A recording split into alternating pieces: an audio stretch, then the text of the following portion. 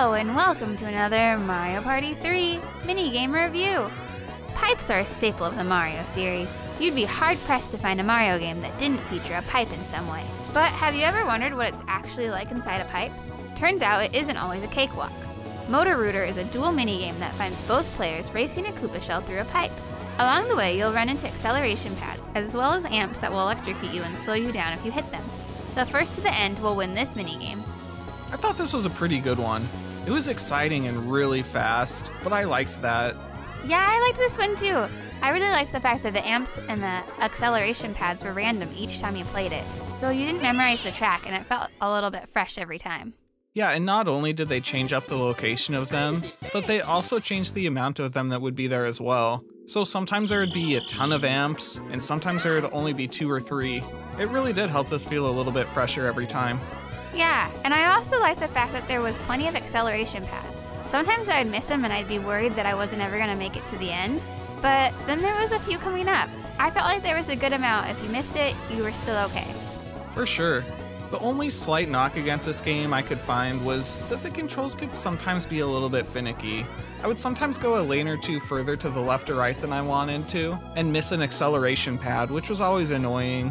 And because you can go around the entire pipe in a full circle, sometimes it's hard to know if you should be hitting left or right on the control stick if you're all the way at the top, because you hit right to go up there, but if you pull off the control stick, do you keep going right or do you hit left now to go back where you wanted to go?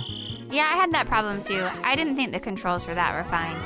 Another thing about this minigame is that it was a dual minigame, but I didn't spend any time looking at where you were. I was really just focused on my course, so I either knew I was close to beating you towards the end, or I won. It felt a little bit disconnected for being a dual minigame. Yeah, usually these dual minigames have a little bit more back and forth action. This one's too fast to pay attention to the other players, so you kind of just do your own thing and don't bother with them until the end. But overall, it's still a pretty fun minigame. It's really fast and action-packed, which is fun. And the fact that it changes up not only the location of the amps and acceleration pads every time, but also the amount of them, is pretty cool. It also gives you enough speed boosts to not completely punish you if you miss one, which is always nice. However, some of the controls are slightly finicky and you might have to take some time to get used to them. And for a duel minigame, you're not going to spend a whole lot of time actually dueling with the other player, but that's okay. We're still giving it 4 stars out of 5. Well, that's all we have for you today. If you enjoyed this video, please like, subscribe, and hit the bell. It really helps us grow our channel. Next up, we'll be reviewing MPIQ. I believe it's pronounced Mapik.